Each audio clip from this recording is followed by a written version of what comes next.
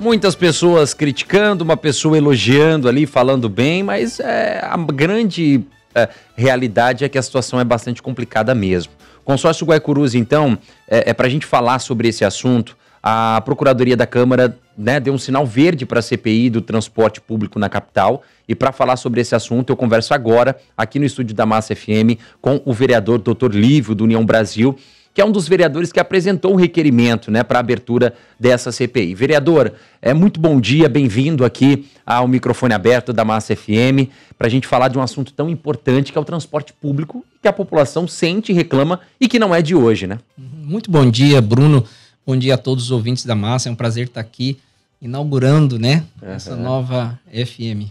Com certeza. Doutor Lívio, por que o senhor decidiu apresentar um requerimento? Fala um pouquinho para a gente. É o reflexo também desses áudios que nós ouvimos agora há pouco, dessa reclamação por parte da população?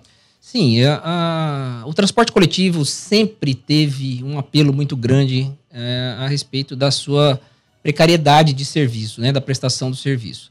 E no início do ano, um colega vereador, o vereador Coringa, apresentou um requerimento para a instauração de uma CPI com 12 assinaturas, em que ele incluía nesse pedido de CPI um requerimento apenas para observar a quebra contratual por parte do consórcio Guaicurus. Uhum. Na ocasião, eu até conversei com o vereador Coringa para a gente inserir também a outra parte envolvida nesse transporte coletivo, que é exatamente a parte da prefeitura, ou seja, a prefeitura, a GEREG, a GETRAN, que são órgãos que têm o poder de fiscalização desse contrato de concessão. Sim. Como esse pedido não foi aceito pelo vereador Coringa, eu resolvi apresentar um novo requerimento, incluindo também essa parte do contrato, né? Porque a partir daí a gente consegue, pelo menos, dar uma resposta mais satisfatória. Por quê? Durante esse período, você viu, a gente teve um acidente com uma idosa que o ponto de ônibus caiu sobre a perna dela, fraturou os ossos da perna. Sim. E isso aí não é responsabilidade do consórcio Guaicurus. A manutenção de pontos, a manutenção dos terminais de transbordo, são de responsabilidade da prefeitura. Sim. Então, para que a gente possa realmente envolver o transporte coletivo como um todo, esse requerimento tem que ser apresentado de maneira complementar. Até porque quando a gente fala desse transporte público, é justamente isso que o senhor disse, né? Ele envolve não só a questão do ônibus, né? Você tem a questão dos terminais, do transbordo, do ponto de ônibus. Eu me recordo também da situação do ponto de ônibus que caiu. Inclusive ontem eu vi, não me recordo aonde, que tem um muro atrás que está praticamente caindo em cima de um ponto de ônibus e colocando em risco a vida dos usuários do transporte público, né? O senhor disse que chama então a GEREG, a GETRAN para participar desse discurso, desse debate.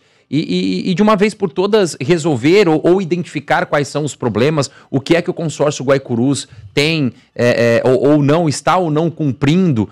Uma reclamação muito grande também é por parte da frota, né? Muito se fala sobre ar-condicionado, se fala sobre renovação de frota. O senhor tem alguma informação relacionada a isso, que vocês já estão colhendo mesmo, até para iniciar os trabalhos com tudo isso já bastante adiantado para apresentar numa CPI? Sim, como a gente iria assumir a presidência da Comissão de Transporte, em janeiro eu já mandei ofícios para a GETRAN, para o consórcio, para a GEREG, pedindo algumas informações, e uma das informações foi a respeito da frota. Sim. Dentro do nosso requerimento, dos fatos determinados para a investigação da CPI, nós pedimos 5 pontos. Dos 5 pontos, 3 foram com parecer favorável, foram acolhidos pela Procuradoria da Câmara, e um deles é a utilização da frota, né? A idade média, a idade máxima dessa frota.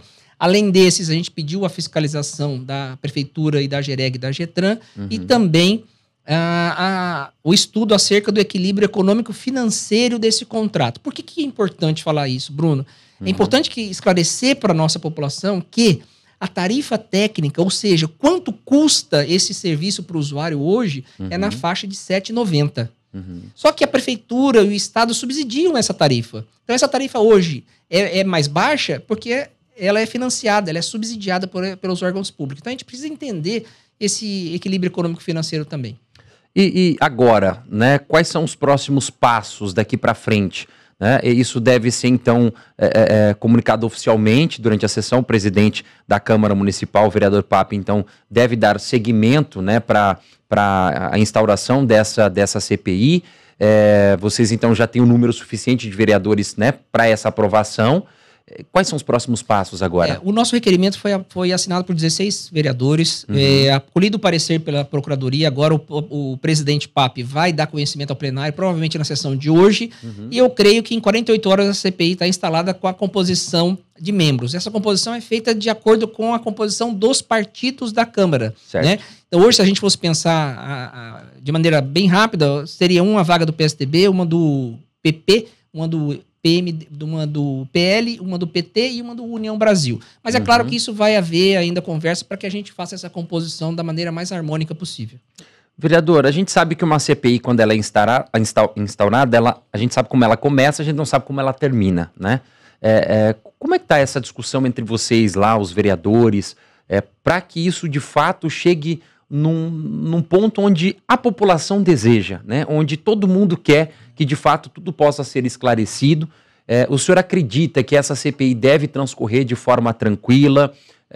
Como é que está essa conversa entre os vereadores na Câmara? O entendimento da Câmara é que a Câmara ela não tem o papel principal nessa política de transporte coletivo, né? Então, o nosso papel agora como CPI vai ser expor as feridas do consórcio Guaicurus e da Prefeitura Municipal de Campo Grande para que o usuário tenha essa clareza das responsabilidades de cada ente nesse contrato de concessão e a partir daí a gente possa, junto com os órgãos públicos, a gente pedir a cobrança dessas responsabilidades. É muito importante isso, por quê? Porque não está afeto à Câmara Municipal esse contrato. Ela é uma parte apenas acompanhativa, né? De fiscalizadora, mas o relatório muito provavelmente vai ser encaminhado através dessas responsabilidades para o Ministério Público Federal e Tribunal de Contas. Doutor Lívio, então vamos imaginar que a CPI identificou os pontos, achou ali os problemas, porque existem os problemas de fato. E aí? Depois que isso tudo foi concluído, a Câmara tem algo a ser feito? Essa documentação ela é direcionada para alguma coisa? Ou essa CPI ela acontece, mostra os pontos e no final nada acontece?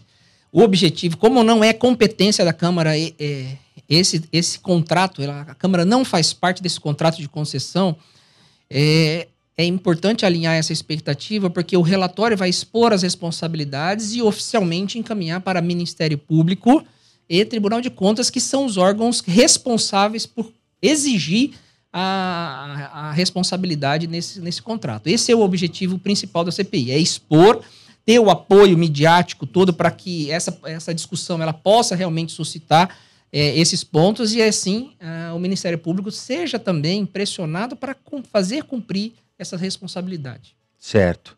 Doutor Lívio, eu quero agradecer a presença do senhor aqui no programa Microfone Aberto da Massa FM.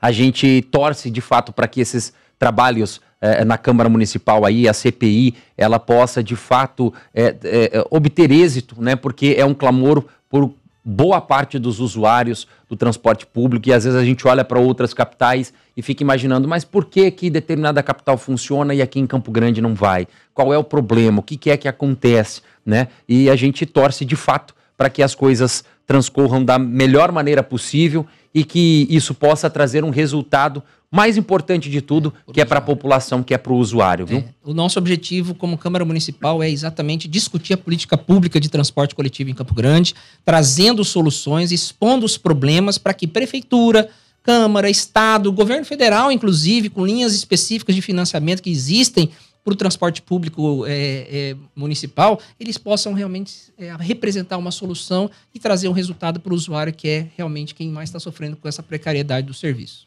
Doutor Lívio, vereador por Campo Grande, pelo partido União Brasil, muito obrigado pela sua presença, bom dia e bom trabalho. Muito obrigado, bom dia. Valeu. Bom, nós estamos chegando ao fim de mais uma edição do nosso Microfone Aberto aqui pela Massa FM 93.7 em Campo Grande para todo o estado de Mato Grosso do Sul. Quero agradecer o seu carinho, a sua audiência e a sua companhia. Microfone Aberto, oferecimento Joy Signature, visite o decorado Avenida Nelly Martins 169 em Campo Grande, super beijo no seu coração, Papai do Céu te abençoe e até amanhã se Deus quiser. Tchau. Microfone Aberto.